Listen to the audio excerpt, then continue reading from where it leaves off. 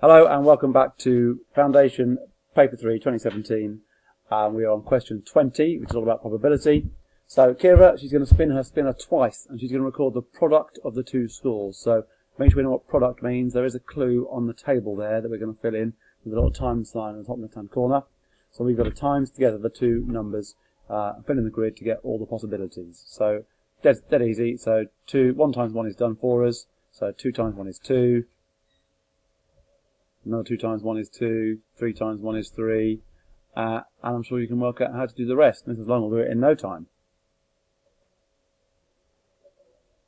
So while she's doing that, we'll look ahead at the next question.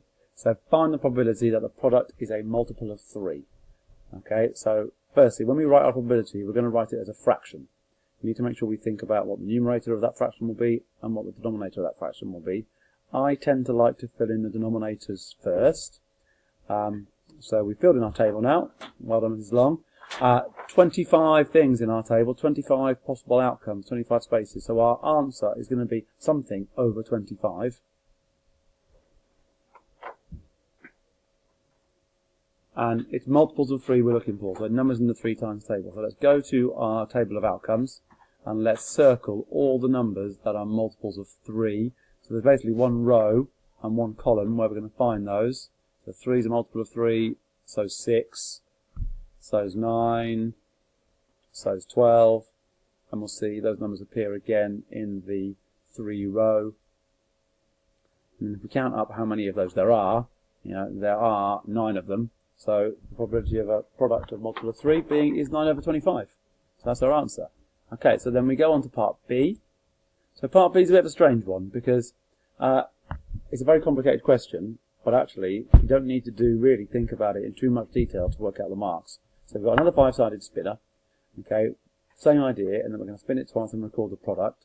Now, Kira says the probability that the product is negative is 0.48. So firstly, if we've got a product and we're multiplying, so therefore we're multiplying together, and the answer is negative, it must be that we're multiplying a positive by a negative to get a negative outcome. So some of the numbers in our spinner must be negative. It looks like the probability of the product being negative is just below a half. So for me, I think all we need to do here is use a bit of common sense. The probability is about a half. So as near as we can, I think half the numbers in the spinner need to be negative. So I think we can either, and both of these are correct answers, we can either have any 2 negative numbers in the spinner with 3 positive numbers, or we could have 3 negative numbers and any 2 positive numbers. So we can fill in any 2 negative numbers in 2 of the spaces, and then any 3 positive numbers in the other 3 spaces, and it does actually work too if you have 3 negatives and 2 positives.